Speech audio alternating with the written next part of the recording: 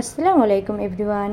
যা গরম পড়ছে গরমটাকে না কমাতে পারলেও গরমে কিন্তু শরীরটাকে ঠান্ডা করার জন্য আজকে আমি বানিয়ে নিয়েছিলাম তরমুজের আইসক্রিম।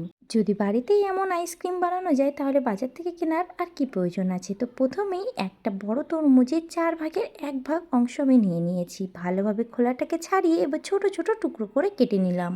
যতটা সম্ভব তরমুজ থেকে দানাগুলোকে বাদ দিয়ে দিতে হবে, আর তরমুজগুলো একটু ছোট আকারে কেটে নিলে খুব ভালোভাবে কিন্তু পেস্ট হয়ে যাবে। এবার একটা মিক্সিং জার নিয়ে নিয়েছি আর সমস্তটা তার মধ্যে ঢেলে নিলাম। খুব ভালোভাবে ব্লেন্ড করে নিতে হবে যেন গোটা অংশ না থাকে। একটা বোলের মধ্যে সমস্তটা নামিয়ে নিয়েছি, আর একটা জারের মধ্যে নিয়ে নিলাম 1 বাটি চিনি আর বেশ খানিকটা কাজু। খুব ভালোভাবে পাউডার বানিয়ে এটাকেও সাইডে সরিয়ে রাখলাম। এবার গ্যাসের উপর একটা কড়াই বসিয়ে দিয়েছি আর এর মধ্যে আমি 500 ml দুধ নিয়ে নিলাম।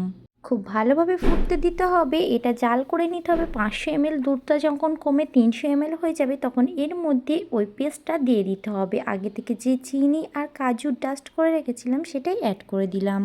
আরও কিছুক্ষণ জাল করে নিতে হবে। এতে কিন্তু কোনো রকম এলাচ বা অন্য কোনো ফ্লেভার দেওয়া যাবে না, তাহলে তরমুজের স্বাদটা নষ্ট হয়ে যাবে। দুধটা অনেকটাই কমে গেছে। এবার একটি স্টিলের পাত্রের মধ্যে দুধটাকে আমি নামিয়ে নিয়েছি আর একদম কিন্তু ঠান্ডা করে নিয়েছি। তরমুজের পেস্টটা দিয়ে দেব আর খুব ভালোভাবে মিশিয়ে নেব। এখানে একটা জিনিস কিন্তু খেয়াল রাখতে হবে, দুধটা কিন্তু একদম ঠান্ডা করে নিতে হবে যেন কোনো রকম গরম না থাকে।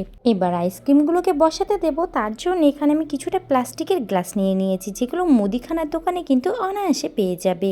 একটা চামচের সাহায্যে এর মধ্যে দিয়ে দেবো 3-4 চামচ করে, একেবারে কিন্তু ভর্তি করব না। সবগুলো গ্লাস কিন্তু আমি ভর্তি করে নিয়েছি। এখানে আমার 6 থেকে 7টা রেডি হয়েছিল। এবার অ্যালুমিনিয়াম ফয়েল দিয়ে ভালোভাবে এগুলোকে সিল করে নেব।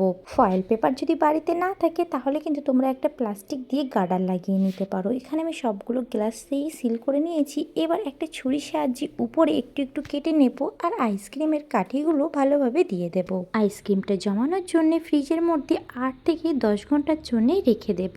এই গরমে একবার হলেও এই আইসক্রিমটা তোমরা বানিয়ে নিতে পারো, দারুণ মজার খেতে কিন্তু। 8 ঘন্টা পরে ফ্রিজ থেকে বার করলাম, কত সুন্দরভাবে কিন্তু আইসক্রিমটা জমে গেছে আর দারুণ টেস্ট হয়েছিল। রেসিপিটি যদি ভালো লেগে থাকে তাহলে অবশ্যই লাইক কমেন্ট শেয়ার করে দিও। পেজটাকে ফলো দিয়ে পাশে থেকো। দেখা হচ্ছে অন্য কোনো ভিডিওতে। ততদিন সবাই ভালো থেকো, সুস্থ থেকো। আল্লাহ হাফেজ।